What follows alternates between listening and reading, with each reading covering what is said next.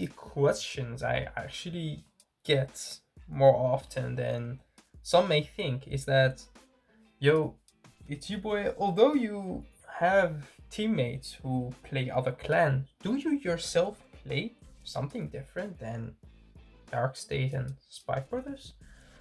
Well, back in the days, I always played Spike Brothers as my main clan and in tournaments, and when a game or a match becomes serious, there's always Spike Brothers involved. But sometimes for fun or for testing or just to play to enjoy, I do play other clans. One of the clans that I picked up also from the early start of the game is DI. Kaiguro, of course, is the first trial deck that I bought. So before I even made a deck, which was Spike Brothers, you had to mix Spike Brothers with another clan because there were not enough cards to play Spike, and that was also Kaiguro was Overlord. But when the G era came out, we had some units that were introduced to us, and some of them really made I would not say an impact, but they really got me into enjoying playing them as well. Some of those units like Rising from the GR, one of them is actually Scharhrot. I've always been a big fan of Scharhrot. I have all the Scharhrots in SPs, and also have this one in his beautiful promo art when the one that you could have won if you had played, I think, the shop tournaments and stuff like that. Have that one as well. Beautiful, I think, in the binder of Glacian. Still don't have it yet because of crazy COVID. But yeah, it's just so nice to play other clans as well, to enjoy them. And when it comes to premium and standard or overdress, I only play Spikes. So in overdress I play Bruce, and in premium I play Spikes. But when it comes to my favorite format, which is actually V, I do play other clans as well sometimes, just for seeing those units back. And these are the two clans, and in today's video we'll actually showcase Scharhrot Vampire deck, and in other video we could also do Kageru Blade Master. Okay, so we see the sun coming beautifully on Scharhrot, so you see the shadows of my hand, and I actually wanted to keep it like this. I did like it a lot. We could go a little bit up, I think. Yeah, let's go a little bit up so you can see his whole face. Yeah, that's nice. But yeah, it's pretty cool to see my hand shadows right there. So yeah, Scharhrot deck profile. Remember guys that this is more of a fun deck for me, although the deck is quite strong. There are different builds that you could build it to make it even stronger, which I will tell you later afterwards, but you will see me place some of my favorite units in here, just because I like to. Alright, so yeah, let's just get into the deck profile. So for the start, of course, we have the 4 copies of Scharhrot himself. Scharhrot Vampire, an amazing grade 3. Basically, you want to ride into this boy. This boy is just insane on how strong the deck could go just right away. It doesn't really need that much to start. You have your grade 1, which give you the counter charge. You have your grade 2, which give you the soul charge. You have your grade 3s as being, some of them are beat sticks and some of them as main Vanguard units. So yeah, your main boy, your main right target is Scharhrot himself. You have one other, yeah, I would say backup right target or a finisher. You could see it both ways. I see it more like a finisher, which is the 1 copy of NLK.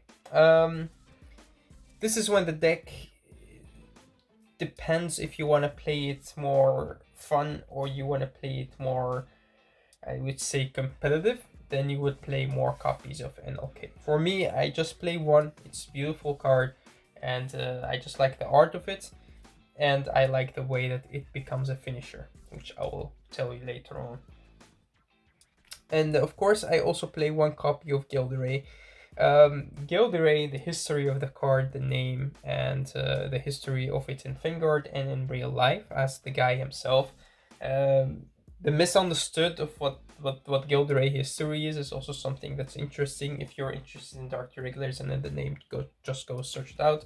But Gilderay becomes a very good rearguard, especially with having the restand ability of the Scharhrot Vampire, of course, because then you could retire 2 of your opponents. With that, you sometimes play against clans which could not recover from that because you're playing V, or we're not playing premium where the field doesn't really matter. So this does make a big impact. One other card that I still wanted to get in SP, the same for the other 3 Scharhrots. I'm not really playing this deck enough to SP it out, all of it, but it's Number of Terror. Number of Terror, again, one of the best rearguards you could play in this deck. This guy soul charges to draw you 4 cards in 1 turn. Crazy, you will just deck out because of that bullshit. But just him being that huge of a beat stick on the field is something that makes a huge difference, especially with the power that Scharhrot already gives. So that's something that actually is quite good. Alright, that's it for the grade 3 lineup. We'll come back and explain later on the exact skills and if you could change it a little bit. For the grade 2s, again, this is the lineup that helped you to soul charge. So we have Emblem Master and we have Executioner.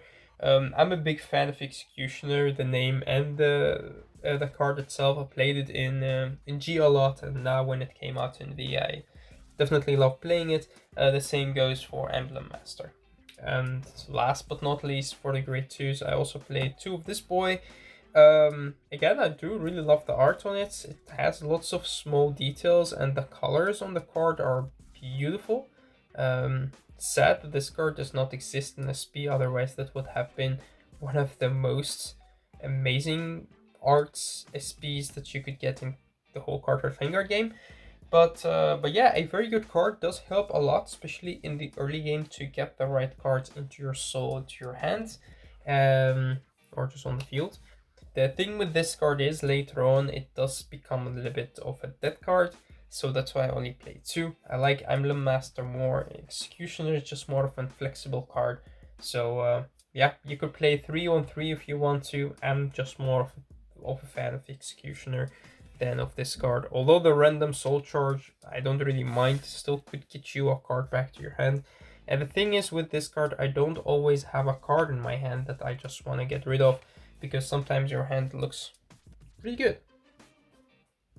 Alright, and when we come to the grade 1, as I said, we have our counter chargers. 8 of these boys, boy and girl. Well, you know, if you play DI, you would know this. This is pretty much your counter charge engine. When we had her, that was just amazing, and now we have him, and it works even better. The combination of the 2 of them is perfect. If your opponent does not have a retirement units or something that could retire your field, then this boy will become a beast on the amount of counter charge he could give you. With her is also good, which you could keep soul charging your drop zone and getting those counter charges, which is great as well.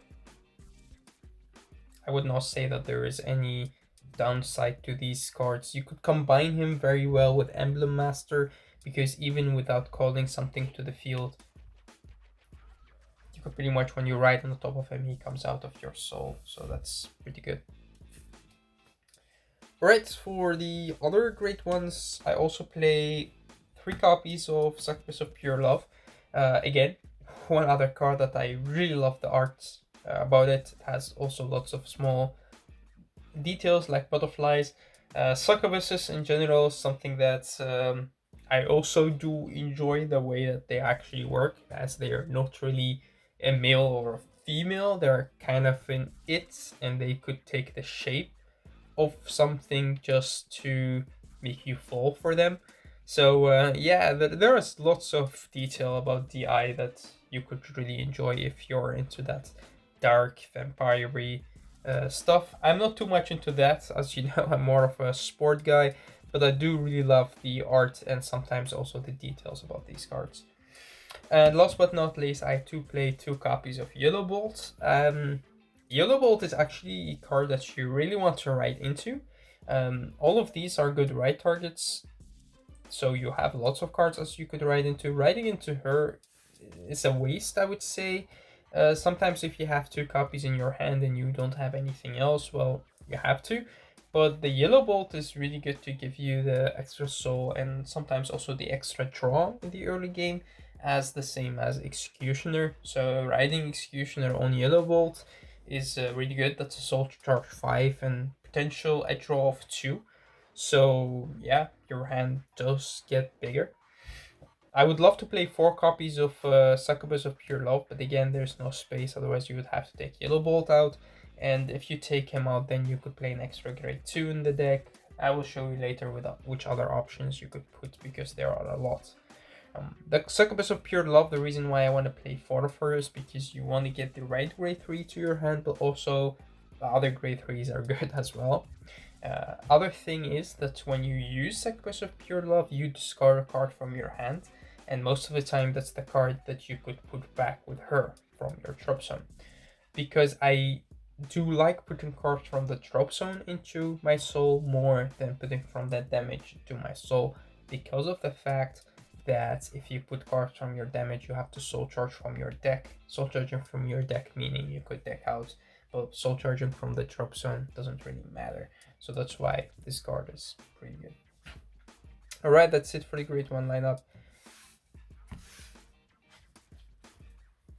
Now we come to the trigger.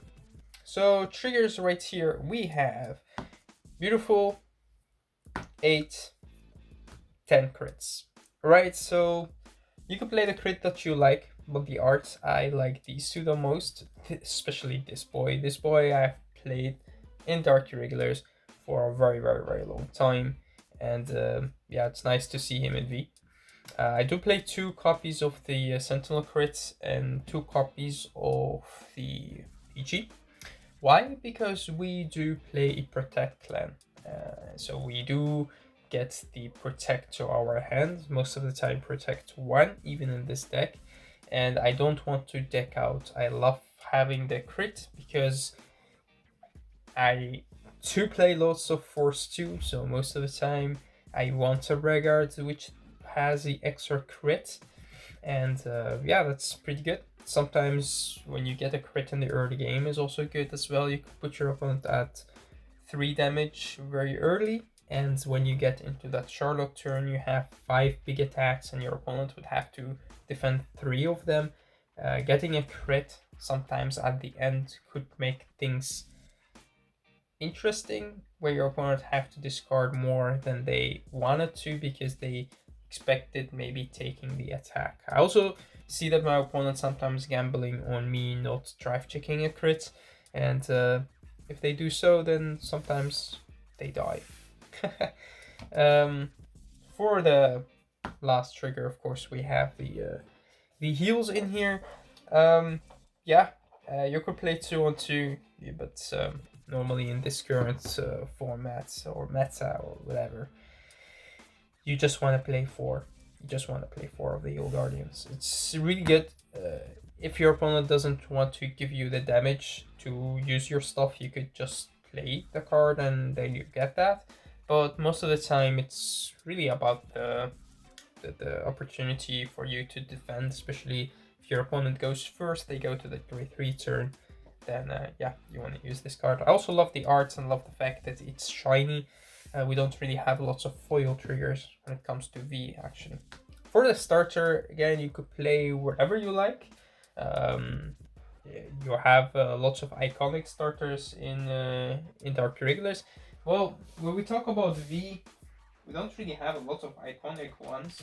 We do have Ordinance. Yeah, we do have Ordinance. You could play Ordinance. The thing with this card is that we got it from the start of the G era, so that was actually pretty cool, but it doesn't come close to this boy. Devil in Shadow is, yeah, you have to love the art, the new art and the older art, one of my favorite arts of the game. The thing is with the monster behind him, lots of people thinking the monster is about to devour the boy, but it's actually the other way around. The boy is actually the one who is in control. The monster is here just to have his back. But if you look at the face of the boy, you will see he has everything under control. Right. When we talk about the deck again, now it's time to explain it a little bit and also to tell you if you could play it in a different way. The trigger lineup, well, if you really want to play it differently, I think you could play more crit draws. I mean, more sentinel draws, BGs. Then you could focus more on protect 2. That's also good, but for me, Protect 1 is just superior to Protect 2, even in this deck, which has multi-attacking options in it. The extra 5k on the field is iffy. Against some decks, it is effective, especially if a deck said you could not Perfect Guard, or if you played against something like Nuba and they would still play their pitch shenanigans, then I do see people play the Protect 2, but again, depend on against which Nuba deck you're playing. So yeah, for me, I think that this is a very good lineup for this deck, so I would not change it too much. When we come to the Grade 1 lineup, again, you could play a 4th copy of Succubus of Pure Love. You could take out the 1 yellow bolt, and then the other yellow bolt you could keep in, or you could just take it out to play another Grade 2. That's pretty much up to you, but I would not change the 8 counterchargers in this deck. Although people may say, yo, D-Boy, isn't that too much countercharging? Well, it's never too much countercharging when it comes to DI. You could also just play it like this. There's also enough Grade 1s, because, yeah, for me, I do normally play 11 Grade 1s in the deck. But in this deck, I play more because most of these will just end up in your soul very fast, and I'd like to have a Grade 1 in my hand. Sometimes I do feel like I need an extra Grade 2 in the deck, and when it comes to the Grade 2s, I will show you which other options that you could play. So these are the ones that we have right now. And yeah, I have my beautiful binder right here, so you will see a little bit of shadowing on the playmat. But yeah, we will show you which other Grade 2s you could play in the deck. You have quite a lot. You could play more of beat sticks like her. She's a very good card, having the ability to get so much power. Also, continuous power is good. There is another thing that you could play in this deck. It's the Grade 2 that has an extra crit. This is also pretty good because you do get lots of power from Scharhrot already. So having the extra crit on one of your Vanguards, which attack twice, is also amazingly good. I've tried it out in the deck and I like it a lot. The only downside to it is because you play so little Grade 2s, sometimes you have to ride into it, and that's just sad. One of the cards that I played for a very long time because of the art is, of course, Fender Reaper. Yeah, you have to play this guy. I mean, original art. This card has lots of history when it comes to the eye, so again, it's also a very good card. I mean, you could get the Soul Charge, which is good, and you could get the Retirement if your opponent plays something on the field that you really want to get rid of in the early game, then this is good. There's something else that I also played for while I was testing, and I played 1 copy of this. I'm very happy that we finally got this promo into the English format.